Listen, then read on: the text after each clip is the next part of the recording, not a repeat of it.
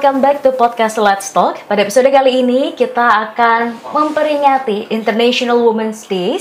Maka dari itu kita akan ngobrolin tentang isu-isu perempuan. Gimana sih yang ada di Indonesia ini dan bagaimana penyelesaiannya. Dan salah satunya adanya kehadiran dari sebuah komunitas atau lembaga NGO yang bisa membantu permasalahan-permasalahan perempuan itu sendiri. Dan di kesempatan kali ini telah hadir narasumber spesial yang akan membahas soal krisis pada perempuan dan bantuannya seperti apa. Langsung aja kita ngobrol bersama dengan Bu Ina dari WCC Dian Mutiara. Halo Bu Dian, gimana kabarnya Bu Ina? Iya, monggo Mbak. Jadi Dian gara-gara WCC Bu. Iya. Mungkin kenalan dulu, Bu Ina ini siapa sih? Monggo. Iya, terima kasih. Saya Ina Irawati dari organisasi masyarakat sipil, lembaga yang memberikan layanan untuk perempuan dan anak korban kekerasan, namanya WCC Dian Mutiara. Ini salah satu saja NGO di Malang Raya yang terkait untuk pemberdayaan perempuan. Nah, untuk WCC ini memang kita berfokus bagaimana penanganan sampai kemudian empowering penyintas itu gitu. Jadi tidak hanya pada saat mereka mengalami peristiwa buruk dan kemudian ingin melanjutkan penanganannya, entah penanganannya jalur hukum atau tidak, itu kan juga kembali kita sampaikan pilihan pada penyintas itu sendiri gitu. Misalkan non-litigasi gitu ya, ternyata melibatkan institusi, misalkan di kampus pasti kita koordinasinya dengan Satgas PPKS. Bersyukur kalau di kampus itu sudah ada satgasnya, kalau enggak tuh juga bikin tantangan tersendiri kan.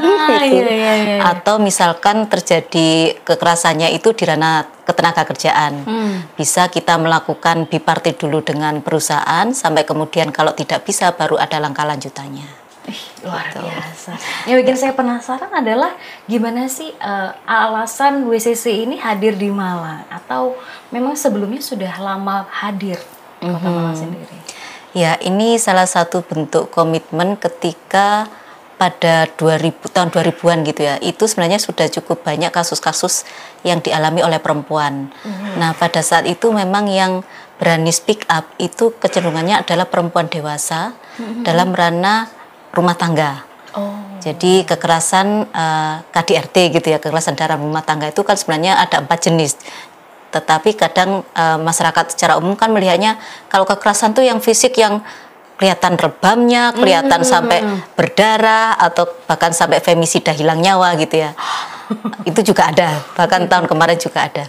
Nah, kalau kita lihat namanya kekerasan kan ada juga kekerasan fisik, psikologis yang itu tidak tampak, tapi itu justru yang bisa jadi berdampak cukup panjang pada kesehatan mental si penyintas maupun yang dependennya, entah itu ke anaknya, entah itu pada orang tua yang masih bergantung sama dia gitu. Itu pasti ada juga, tidak hanya satu penyintas, bisa jadi ada collateral damage pada sekitarnya gitu. Terus kemudian ada kekerasan ekonomi, yang ini kadang kita nggak nyadar juga gitu ya. Ada yang sifatnya itu eksploitasi banget, tapi ada juga yang kemudian dia menjadi tidak dikasih nafkah gitu ya. Kan ada seperti itu disparitasnya. Kemudian ada kekerasan seksual dalam ranah perkawinan, itu juga ada. Baik itu dengan pasangan maupun orang tua sama anak kandung atau sama kakeknya itu.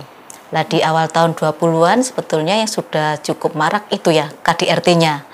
Nah, sebetulnya sebelum adanya WCC, bahkan itu sebelum ada Undang-Undang PKDRT, beberapa pendiri dari WCC itu sudah memberikan layanan. Kebetulan beberapa pendiri ini pengajar di FHUB gitu. Jadi seringkali kalau misalkan ada pelaporan dari penyintas itu larinya ke akademisi gitu ya. Waktu itu ke FHUB. Nah, disinilah kemudian menjadi inisiasi lebih lanjut, kenapa enggak ini lebih diluaskan lagi gitu. Biar kebermanfaatannya betul-betul memang dirasakan masyarakat. Ya, betul. Luar biasa. Nah, pada saat itu pun ternyata penanganan yang cukup fenomenal waktu itu, saya itu mengenal 2 pendirinya, itu menangani kasus kekerasan seksual yang ada di Kabupaten Malang, dan kebetulan pelakunya adalah tokoh masyarakat. Buat saya yang belatar hukum biologis itu juga penasaran gitu ya, kok ini ada ibu-ibu mau dampingin kasus yang saat itu menjadi catatan penting gitu ya. Bahkan juga ada pihak dari Ngapunten Pondoknya itu juga yang membela dia gitu, itu di tahun 2000-an. Nah, ternyata sampai sekarang pun kita pun masih juga mendampingin kasus yang seksual yang di ranah pendidikan agama. Jadi rentang 25 tahun itu hampir tidak bergeser jenis kekerasannya gitu ya. Meskipun yang sekarang itu juga termedium dengan digital. Ya gitu itu. Jadi perkembangan peradaban ternyata juga mengikuti modusnya gitu ya. Itu yang kita lihat tidak mudah juga gitu untuk penyintas mau speak up itu seperti apa gitu. Oke, nah Bu, kalau kita tarik ke belakang, apakah hadirnya KDRT dalam keluarga itu juga karena adanya budaya patriarki yang sudah ibaratnya mengakar di Indonesia itu sendiri, atau ada faktor-faktor lain sih sebenarnya? Itu ada berkontribusi juga ya, budaya patriarki itu kan juga memang sudah ibarat kata mengakar menjalar gitu ya. Jadi bisa jadi tanpa sadar potensial pelaku itu sudah mempunyai hal itu gitu. Jadi ketika ada pemicunya itu menjadi potensi dia melakukan tindak kekerasan. Itu yang terjadi. Bahkan yang kita sekarang akhir-akhir ini yang sering kali juga kita terima laporan itu terkait juga kekerasan dalam ranah pacaran. Itu cukup tinggi dan kalau misalkan disandingkan dengan jenis kekerasannya pun juga similar dengan kekerasan dalam Undang-Undang PKDRT. Hampir sama, meskipun dalam ranah pacaran. Ini menarik sekali. Kalau mungkin dalam rumah tangga sudah ada undang-undangnya, tapi kalau dalam pacaran seperti itu, gimana Bu penanganannya? Iya, jadi memang tidak mudah ya. Jadi sekali lagi, kenapa juga kita mendorong secara advokasinya. Jadi ketika WCC itu tidak hanya pada penanganan, tapi juga kita bagaimana untuk hal-hal yang strategis terkait kebijakan gitu. Jadi kita advokasinya juga beberapa undang-undang yang penting ya menurut kami, itu termasuk undang-undang tindak pidana kekerasan seksual. Ya, yang itu juga beberapa bentuk kekerasan seksualnya tidak diakomodir dalam undang-undang existing sebelumnya. Jadi kalau misalkan dalam ranah pacaran gitu ya, misalkan ada KS-nya atau ada kekerasan seksual, pasti larinya dengan KUHP. Nah, kalau dengan KUHP kita juga sadar bahwasanya orang atau publik pun fokusnya pada pelaku, misalkan pelakunya ada ketangkap kah, atau pelakunya dapat pidana berapa penjara gitu. Sementara apakah juga melihat dan mendengar apa sih yang dibutuhkan penyintas gitu. Apakah dia mengalami PTSD atau depresi, itu kan ranah-ranah yang pada waktu dengan regulasi existing itu nggak mampu terbaca gitu. Nggak mampu juga diberikan hak pemulihannya, ini wilayahnya siapa nih. Seakan-akan penyintas tuh harus merangkak sendiri gitu ya untuk pulih gitu. Itu yang kenapa juga kita mendorong undang-undang tindak pidana kekerasan seksual itu untuk hadir untuk menjawab kebutuhan-kebutuhan yang selama ini memang belum bisa dipenuhi oleh baik itu undang-undang tadi ya KUHP ataupun juga undang-undang perlindungan anak ataupun juga undang-undang PKDRT sendiri atau KUHP bahkan ITE. Ya, jadi kan seringkali nih sekarang ya ketika kekerasan seksual berbasis digital yang digunakan adalah undang-undang ITE, dan itu resikonya juga penyintas bisa berisiko dilaporkan dengan undang-undang ITE tadi gitu. Gitu. Jadi kenapa juga ada lex spesialis yang lain gitu yang dengan undang-undang TPKS itu. Kompleks sekali ya Bu, ya luar biasa nih. Kayak mind blowing sekali ketika ada kekerasan di dalam pacaran itu yang mungkin secara ekonomi juga iya. Jadi ketika kita assess pastikan kita juga butuh benderangnya apa yang menimpa gitu ya. Bisa itu bertahun-tahun karena merasa bahasanya dia laki-laki yang nanti akan menjadi pasangan hidupku. Jadi baik itu biaya kontrak rumah, rokok, bensin, makan gitu. Ada mereka seakan-akan mensimulasi rumah tangga dalam ranah pacarannya gitu. Mencucikan bajunya gitu. Serius Bu? Sampai menemukan kasus-kasus seperti itu? Wow. Ya, jadi ini penting kita juga memberikan edukasi ke publik ya, terutama untuk teman-teman muda, teman-teman baik laki-laki maupun perempuan. Kalau misalkan teman-teman juga sudah punya pasangan, itu perlu disadarin bersama gitu. Mau berpacaran dengan seperti apa gitu. Oke, luar biasa ya Bu. Ini kayaknya akan berat sekali kalau jadi PR WCC saja, berarti ya banyak banget stakeholder yang harusnya semua ya memang saling bergandengan untuk membantu menyelesaikan permasalahan ini, di mana memang undang-undangnya juga yang existing belum bisa membantu menyelesaikan sebuah problem. Nah, kalau untuk WCC sendiri apa saja sih Bu layanan yang diberikan kepada masyarakat? Mungkin ada teman-teman yang selama ini merasakan ada problem tapi nggak tahu harus kemana, terutama teman-teman perempuan nih. Ya, kalau di kami memang yang pertama ada layanan bantuan hukum ya. Jadi boleh konsultasi hukumnya. Kalau misalkan penyintas kan belum tentu juga mau datang ke polisi gitu ya, tapi setidaknya mereka akan sadar tentang sebenarnya kalau mau lapor dan alat buktinya cukup, kita bisa dampingi dalam proses hukumnya. Gitu. Atau misalkan tadi setelah konsultasi hukum ternyata dia menyadari masih kurang alat bukti. Ayo pelan-pelan kita kumpulin nih alat bukti apa yang memungkinkan bisa kita tracing gitu ya. Entah itu yang berbasis digital juga kita buka kembali. Kadang penyintas itu kalau misalkan bicara alat bukti itu malu, kadang cepat-cepat dihapus gitu kan, padahal di situ ada unsur ancamannya gitu. Karena kan bisa jadi yang namanya tindak pidana itu kan berangkat dari unsur ancaman-ancaman itu. Ya, itu yang perlu bukti gitu. Bukti materialnya apa sih kalau kamu diancam gitu. Termasuk kalau misalkan ada tindak pidananya itu entah itu apa ya, pemaksaan kontrasepsi kah gitu. Itu kan juga ada ya. Jadi itu penting sekali kita mengedukasi kalau mau jalur ini pentingnya alat bukti gitu.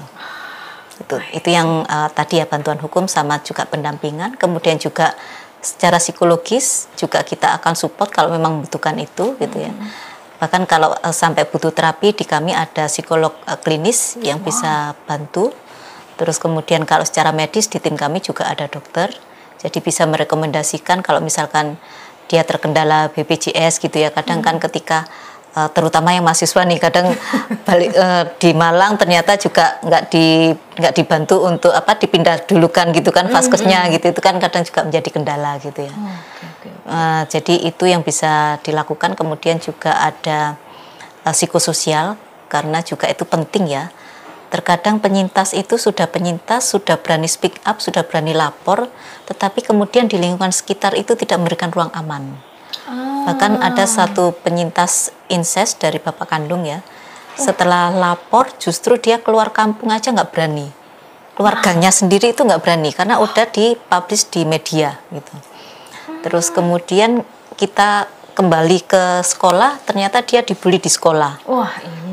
Bahkan sampai kemudian si anak ini kebetulan itu masih anak SMP ya, ibunya datang ke sekolah, kita dampingi dan kita memastikan ke sekolah bisa ndak anak ini tinggal 3 bulan ujian SMP-nya, itu tidak ada bullying. Tapi karena memang tidak ada jawaban yang signifikan, akhirnya ibu itu tanda tangan mengeluarkan anaknya dari sekolah itu gitu.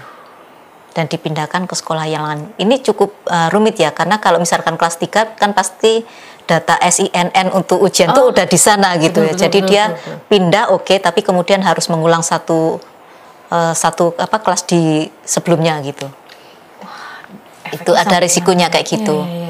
Ada juga yang tahun kemarin dia sudah lahiran usia 13 tahun. Ya, jadi dia tidak paham kalau dia pregnant gitu ya. Usia 13 itu ketika baru seminggu masuk SMP, bahkan bahan seragamnya pun juga belum dijahit. Ya Allah. Jadi benar-benar soyang gitu ya.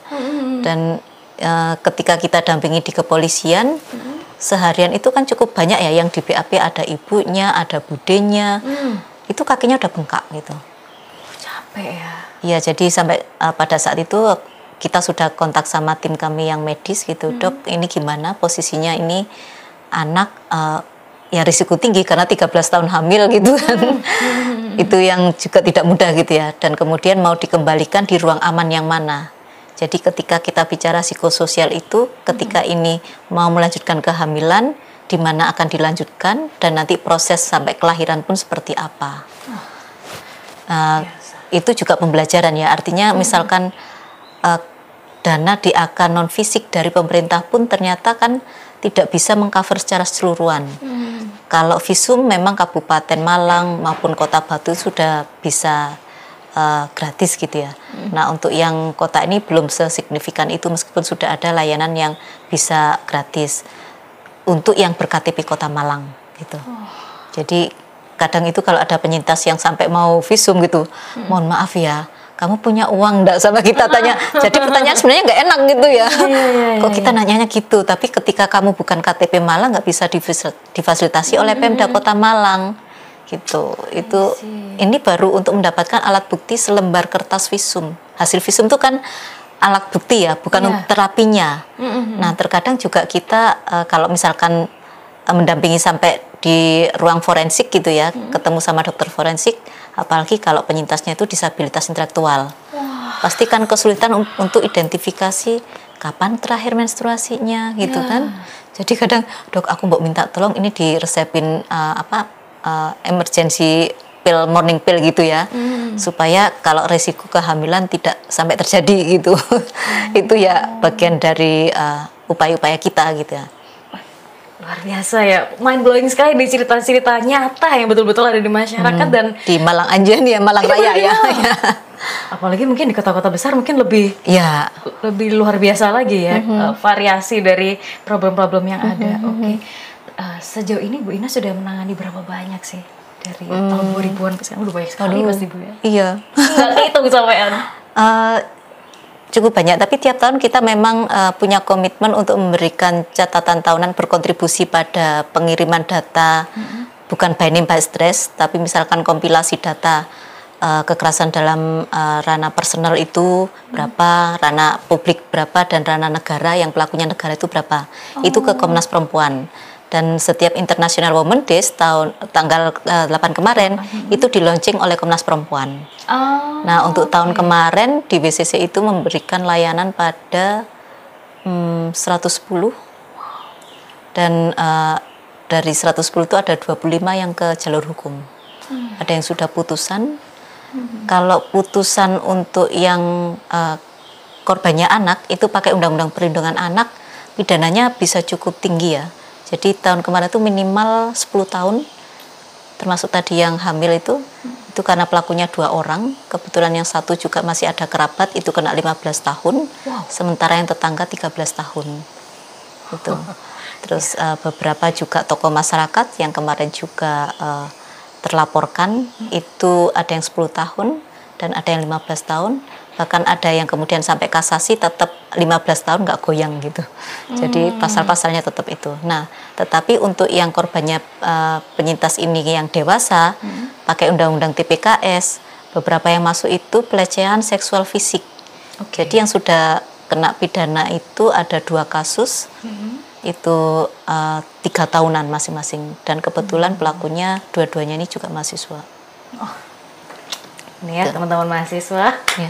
Dan satu yang terkait dengan kekerasan berbasis online tadi, digital tadi, itu pada saat awal pelaporan menggunakan Undang-Undang Tindak Pidana Kekerasan Seksual, tetapi pada saat akhir majelis hakim itu memutus dengan Undang-Undang ITE.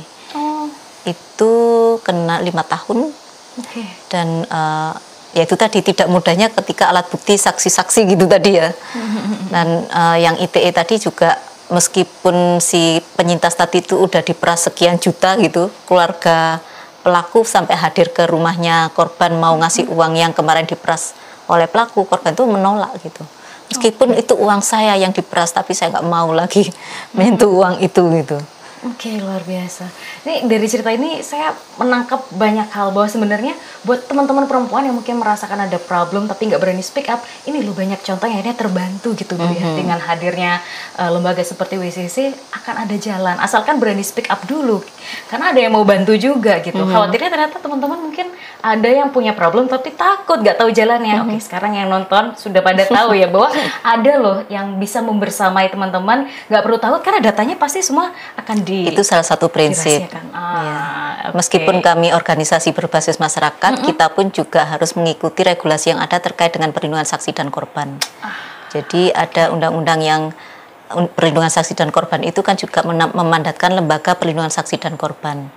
Nah, beberapa kasus yang masuk ke kami dan kemudian meskipun pelakunya sudah ditangkap gitu ya, tapi beberapa circle tuh kadang kan masih mengintervensi. Nah, sehingga yang circle mengintervensi itu ternyata juga memberikan kerawanan tersendiri tidak hanya pada penyintas tapi keluarganya. Jadi yang kami lakukan juga akhirnya meminta permohonan ke LPSK untuk memberikan perlindungan pada kasus-kasus tertentu. Gitu. Jadi kemarin tuh ada satu kasus yang korbannya sampai 5, kemudian juga ada pengajarnya 2 yang terintimidasi sampai dikeluarkan dari yayasan tersebut karena berpihak pada korban. Itu sampai satu kasus itu 8 yang terlindungi LPSK. Dan di situ juga tidak hanya terlindungi fisik ya, tapi juga bagaimana mendapatkan layanan psikologisnya, psikososial, Karena pada waktu itu ada 2 yang satu kelas 3 MTS dan satu kelas 3 MA yang masing-masing mau ujian akhir. Nah, sementara ada yang nggak berani lagi masuk ke sekolah itu gitu kan. Jadi kita bagaimana memastikan hak pendidikan dari penyintas itu tetap bisa terpenuhin. Jadi kita berkoordinasinya dengan LPSK dan juga lembaga setempat yang bisa mensupport untuk proses seperti itu. Luar biasa sekali ini perjuangan Bu Ina dan WCC. Terakhir Ibu, boleh disampaikan pesan buat teman-teman terutama mahasiswa yang ada di Universitas Brawijaya ini. Silahkan. Ya, terima kasih teman-teman. Jadi bagaimana menumbuhkan ruang aman untuk perempuan atau penyintas itu menjadi penting ya. Apapun persoalan, kalau misalkan kita berkehendak untuk mencari solusi pasti akan ada. Entah itu teman-teman yang di ranah pekerjaan, kayak tadi itu juga ada yang mengalami persoalan di ranah pekerjaan. Jadi kita juga ada support untuk bagaimana sih ketika berinteraksi dengan entah itu perusahaan, entah itu di ranah pendidikan agama yang sekarang juga lagi cukup marak gitu ya. Itu masih bisa untuk kita bersama-sama mencari solusinya bersama. Siap, luar biasa. Terima kasih banyak Sami-sami. Bu Ina dan juga WCC, luar biasa. Semoga semakin banyak nih teman-teman yang aware tentang dirinya dan juga tentang dunia perempuan. Dan kalau kalian merasakan ada sesuatu yang mungkin tidak benar gitu ya, boleh langsung kontak ke Bu Ina dan WCC. Terima kasih. Bisa dihubungi dengan mudah Bu ya di sosial media. Iya. Siap, baik. Dan terima kasih teman-teman yang sudah menonton di episode kali ini. Kami juga mengucapkan terima kasih kepada support kami yaitu Orona Minsi dan juga Resin Bakery & Co. Dan sampai jumpa di episode-episode berikutnya. Bye-bye. Terima kasih.